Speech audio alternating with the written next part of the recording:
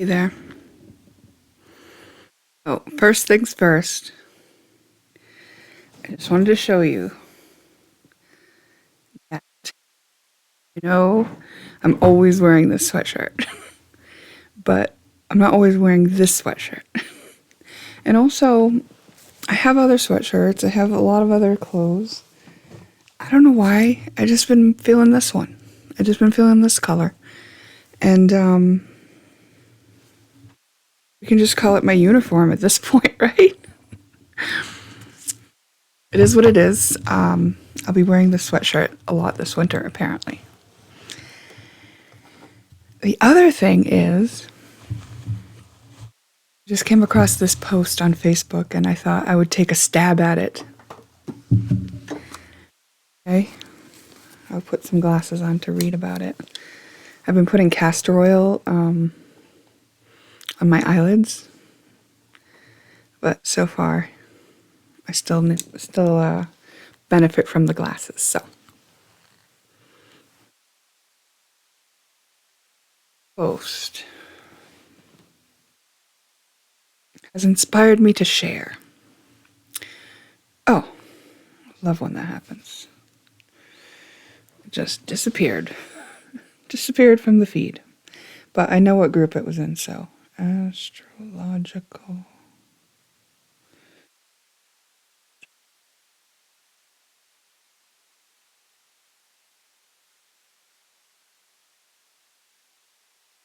An anonymous member posted this. I recently saw this post in another group and thought it was a great question.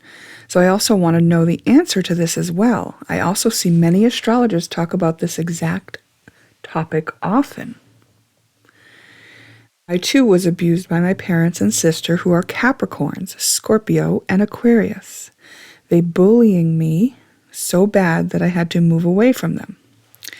And the post she shared that she agreed with and wanted to have the answer to the question was, I see a lot of professional astrologers say this. However, no one ever talks about the opposite.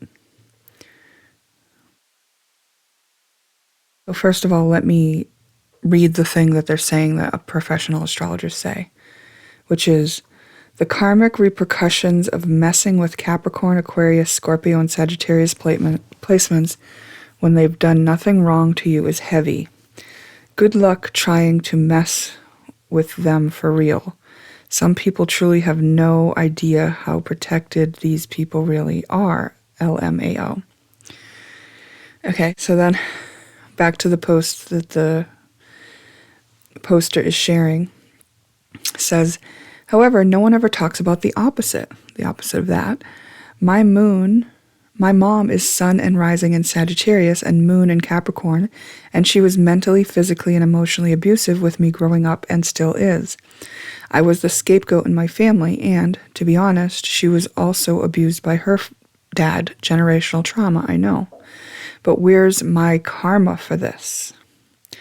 What if it's the Capricorns, Aquarius, Scorpio, and Sagittarius that are abusive, gaslit, and hurtful towards others? Okay. That's why I wanted to take a stab at this, because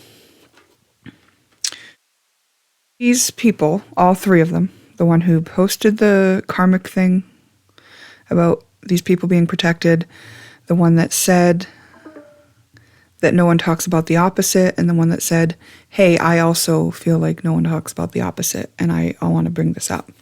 All three of those people are novice in astrology.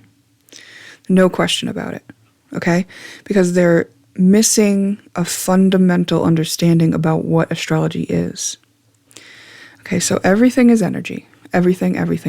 Thoughts, feelings, words, mass, matter, everything is energy, right?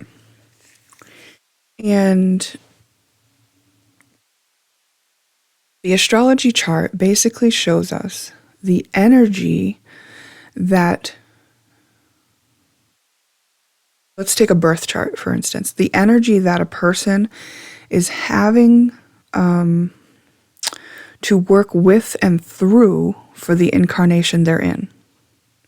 Okay? Because the astrology charts just show where the planets are, and they do that with respect to the other planets and asteroids and luminaries, like the moon and the sun, which are not planets technically, right? So all of these signify energy, right? And given their placement, you can tell how the energy is working. And if you have been watching my channel for a while, you may already know this, but I will try to share this from a very beginner's mind. And that is that this chart that we're given to show the energy that we're working with and through can be transcended. So you don't have to be limited by that energy and the angle that it's at. In fact, I would say that that's probably the point of the lifetime, is to work through that energy at those angles to see what you can see, to live that life, to have the experience of experiencing the energy like that. Okay? So that's what the chart is. Now, what that means is all this energy exists, like all the planets and luminaries and asteroids exist at all times. So wherever you're born, they are going to be influencing you. It's just a matter of where they show up in the chart to show how much or how little, you know? And all of these energies, including the zodiac signs, that's another form of labeling energy, the zodiac signs. So it's not just the planets, asteroids, and luminaries. We've got the zodiac signs. So that's where those planets and asteroids and luminaries are in the sky. They're in a certain section of the sky. When they're in that section, that energy acts like this, you know? And when they're in this person with that other energy at this angle, it usually acts like this. But you're never limited to that because it's all energy. Energy is changeable. We have this thing called alchemy. And any energy can be used in its highest form, but what you can do is neutralize the energy to get above it, and then you use it in its highest form.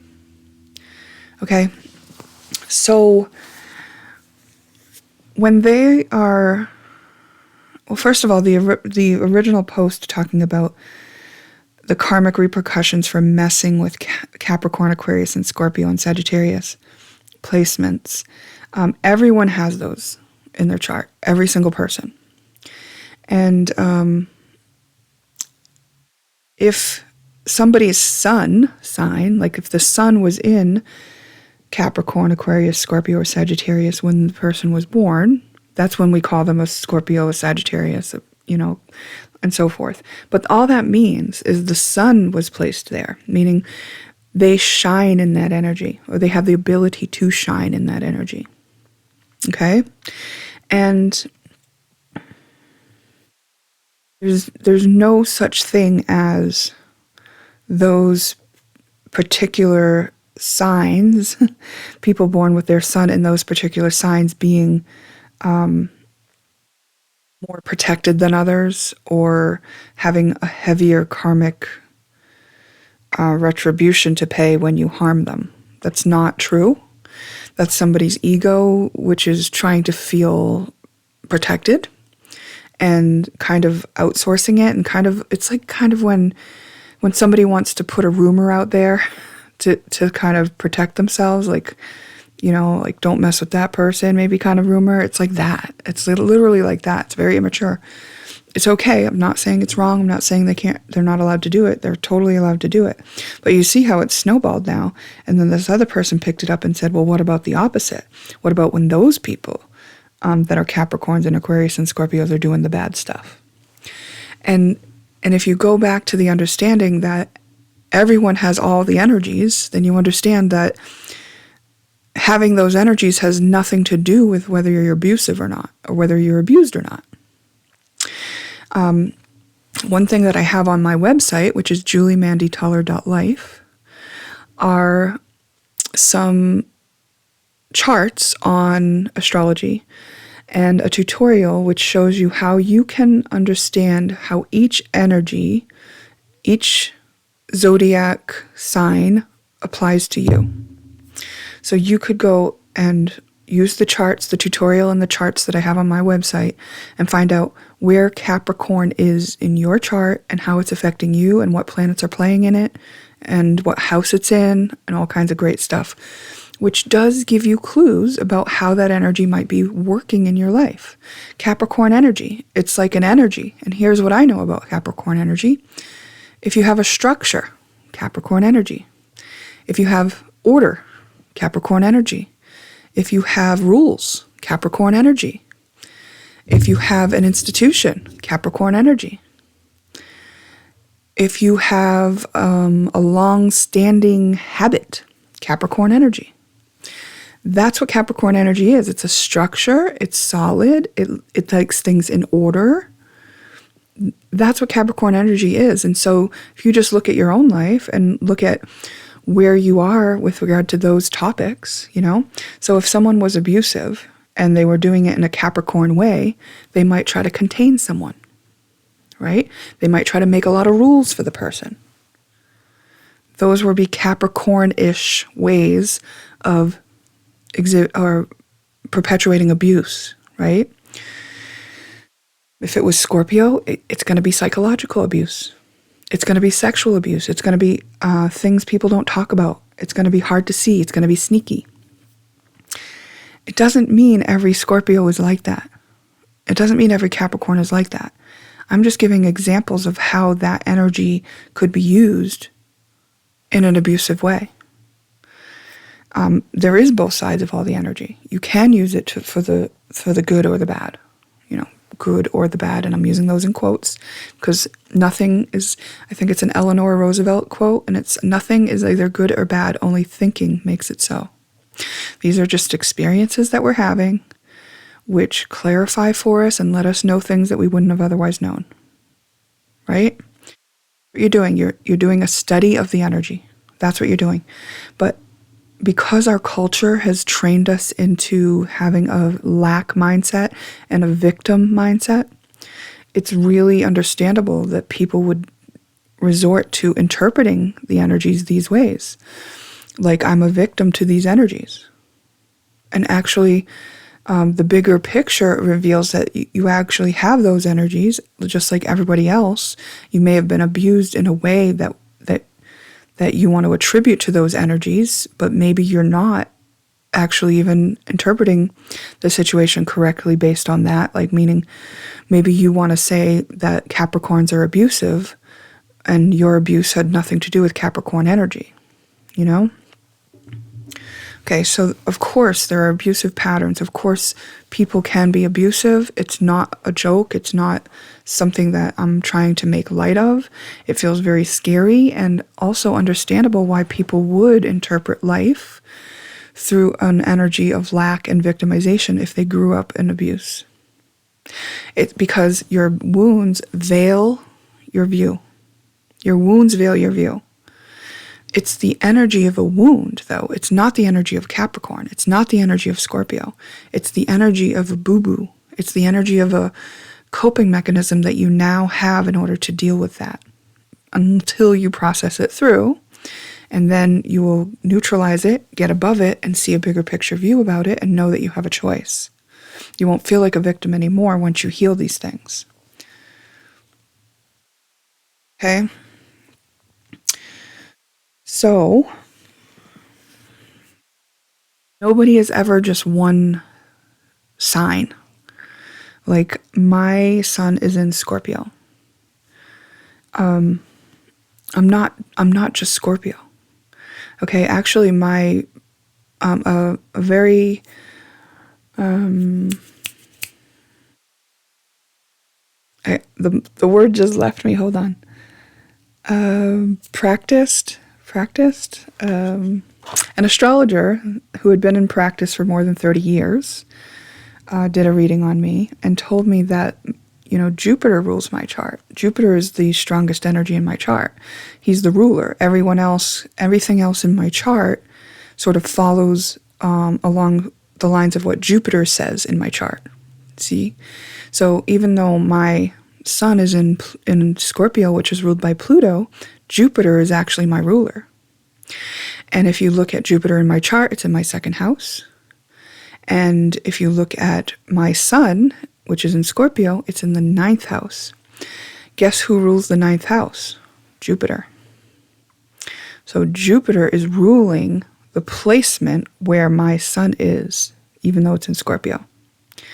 So my sun, when I shine, I'm doing that in a way that has a lot of Jupiterian energy, meaning it's beneficial probably to myself and others. And it is something that is amplified, Jupiter energy can be just bigger, more jovial, happy, rosy cheeks. And it's a higher minded energy. It is a bigger picture view. It is spirituality. It's religion. It's higher learning, and because I have Scorpio and because my sun is in Scorpio in that ninth house, a lot of the things that I bring light to and express are darker things. It's sort of a paradox, but that's what it is. It's like everyone has a unique combination of how these energies are working for them and in their chart. And I would venture to say that a lot of us chose those particular energies. So you can have conflicting energies. I mean, you're not just one thing.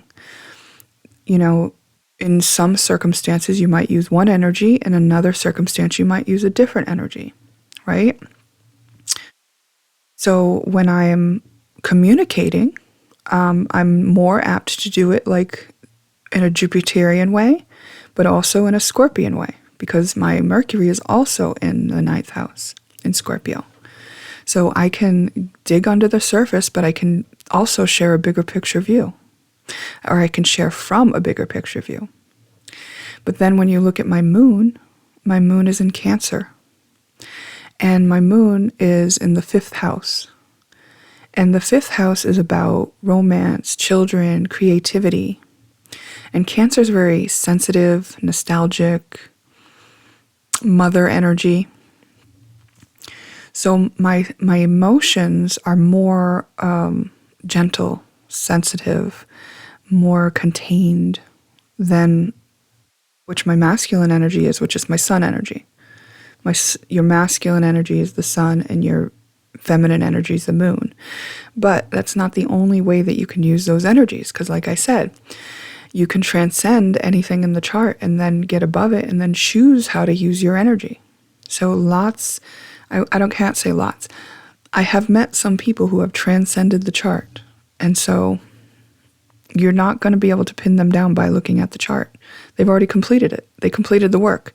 So anything you tried to predict by that chart for them,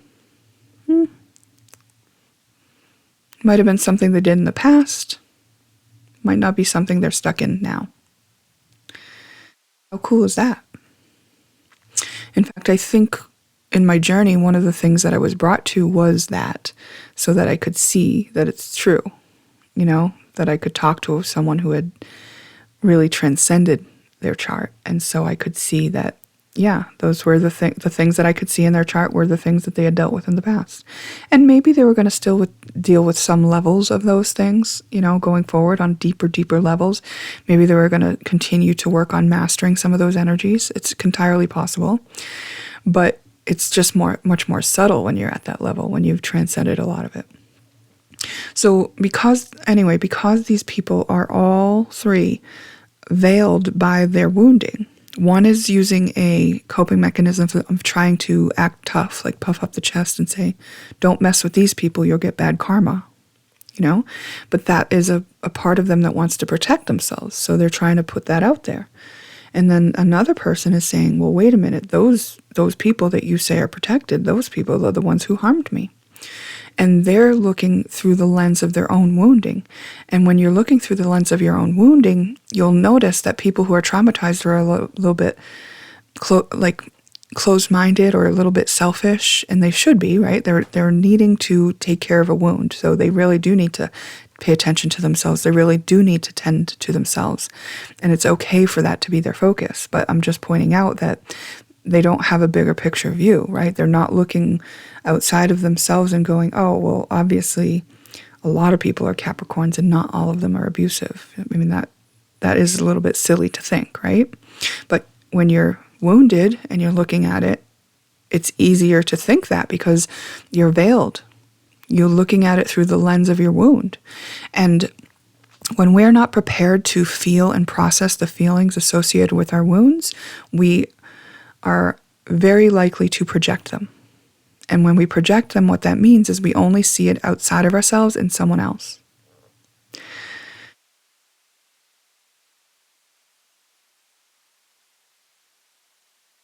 So she wanted to see, okay, and the fact that these two people are claiming that they see a lot of professional astrologers say this, they're actually thinking that the person who originally posted about the karmic repercussions is a professional astrologer just because they made a meme. They just put their words on a meme, and that's why these people think they're a professional. I mean, I think that's why they think that they're a professional astrologer, but like professional astrologers are not going to be viewing the chart this way. They're not going to be using the chart this way. They're not going to want to minimize the abuse, and they will actually look at charts and see where the tendencies are, understand where in the relating dynamics there was difficulty, which could have led to abuse. That will all show up in the chart. It's not irrelevant to look into a chart for abusive patterns. It's not irrelevant. I'm just saying there's a fundamental misunderstanding about how the chart works and what it is that needs to be straightened out before you can begin to kind of look at those things. Because otherwise, if we just answered these people's questions as it's been posed, we would perpetuate their limitation and their misinformation about what the chart is. Which it's you're not victimized by a chart, and you're not victimized by a whole zodiac sign. And if they have chart of the so-called abuser and their own chart, we can look at synastry and we can look at how the energies are working together. And that can kind of show where there's really big tension and what needs to be worked out. And in charts, there's a way to see what is the life lesson in this relationship.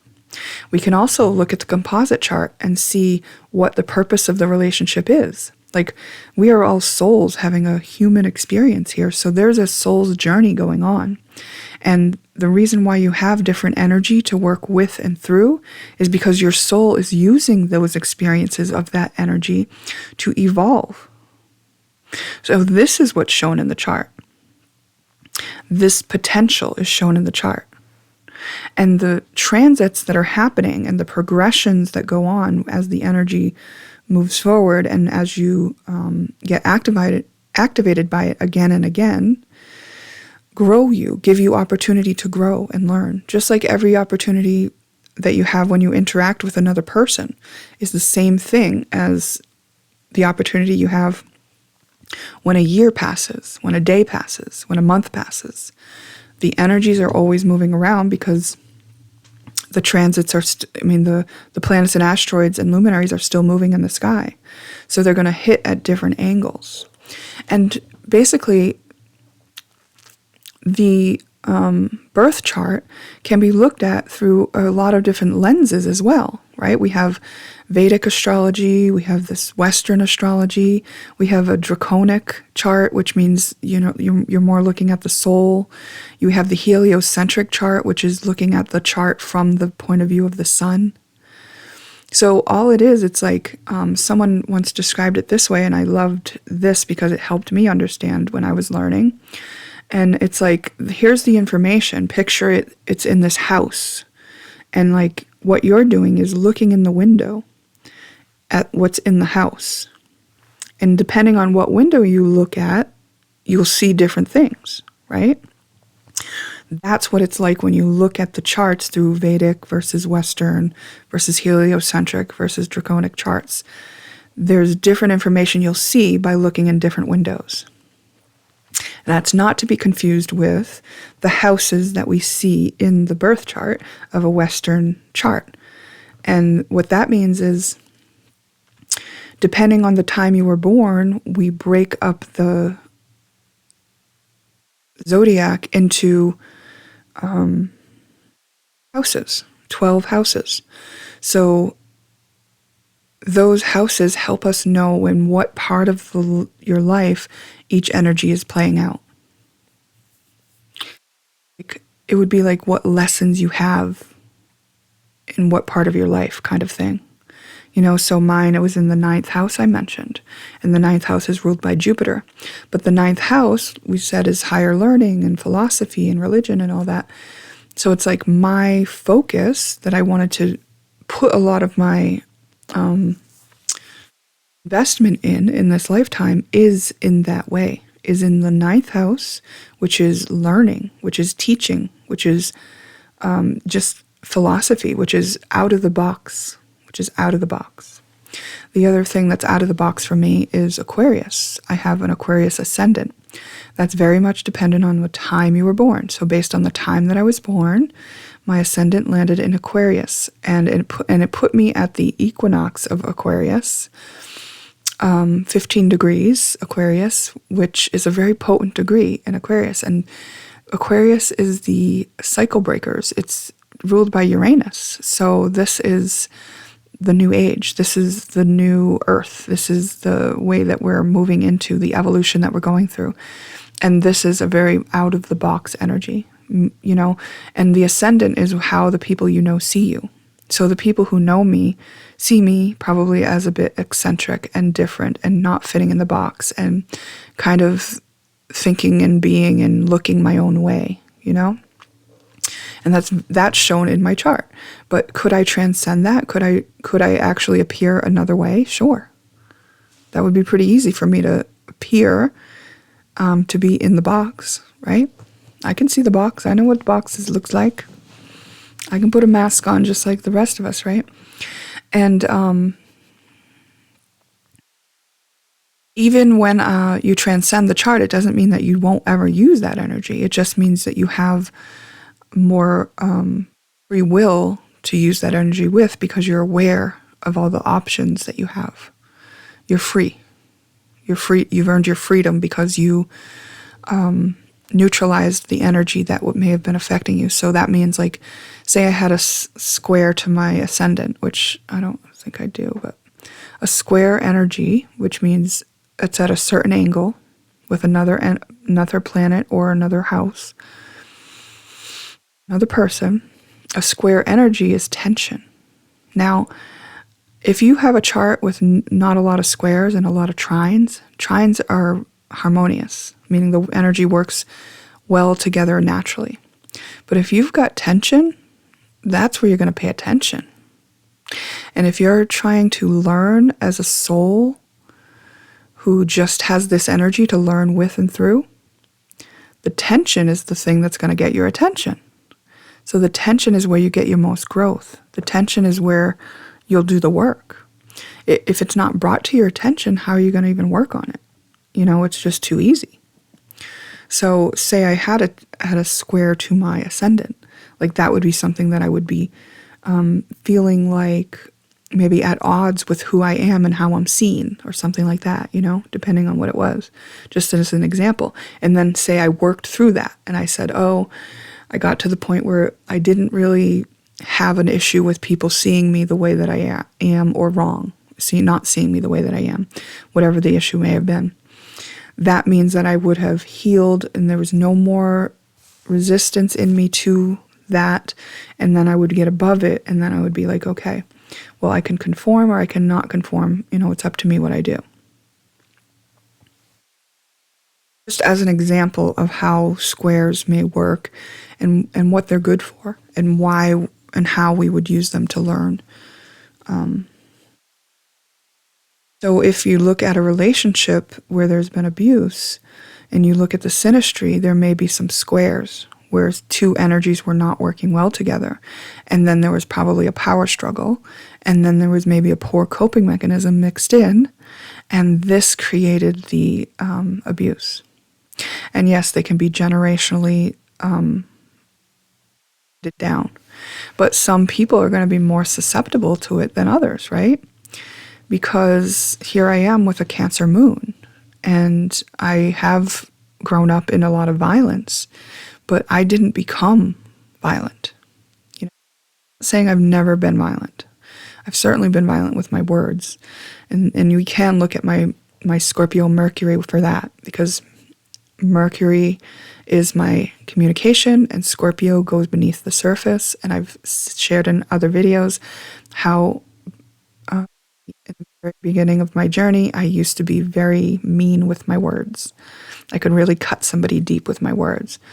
That's where you see that. But my emotions, like how I felt about that, especially afterwards, I would feel awful.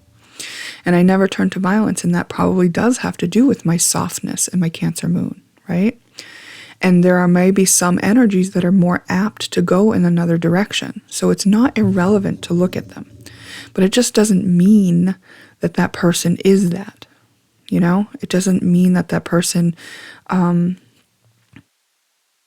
is a Capricorn is an abuser.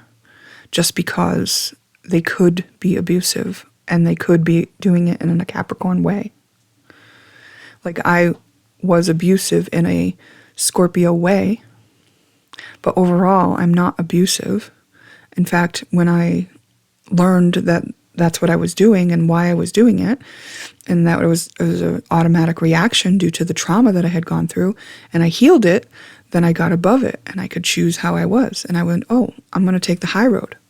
I'm actually going to be able to talk to people about their deepest wounding, but not in a mean way, and only when they want me to help them heal it. So I transcended, I alchemized the way that I was using that Scorpio energy. I said, oh, it's really harmful and mean, and I don't really feel good about when I hurt people that way out of my anger. Instead, I got to heal this in me. And now that I've healed this in me, I have an option. I have freedom to choose. Do I want to dig deep and hurt that person? Or do I want to use this skill that I have for good and offer to help them find their shadow and heal what is bothering them? My choice. And because I have the Cancer moon, it does influence me, right? But it doesn't have to be the Cancer moon that makes me make the choice to take the high road.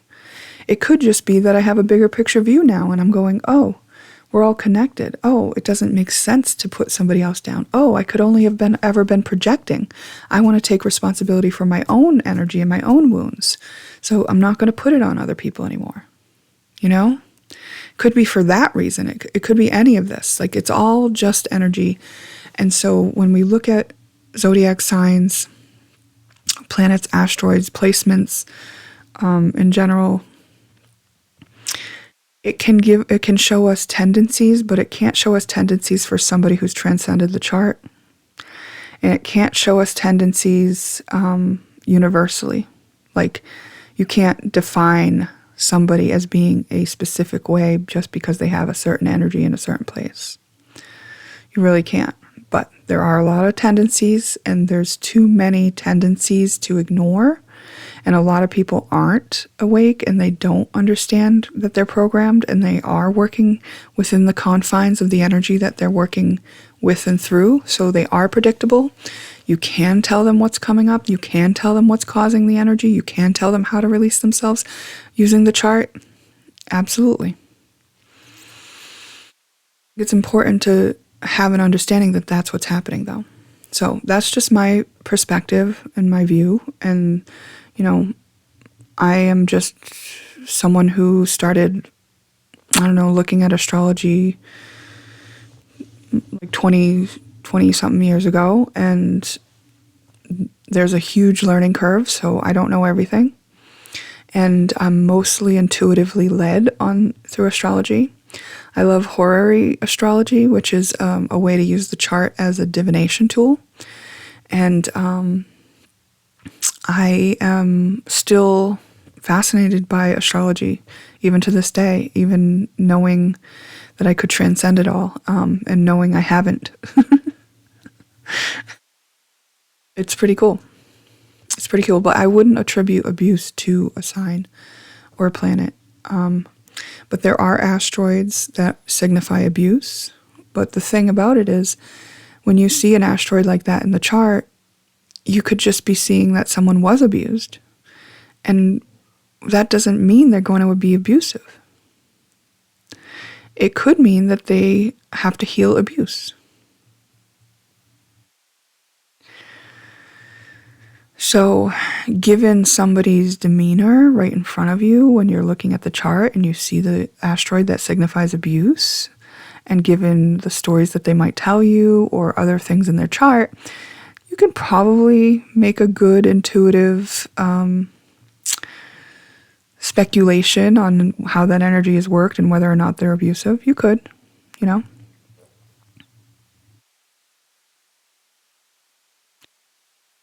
Okay. It's just not a rule. That was my stab at it. What do you think? Do you have any insights to share?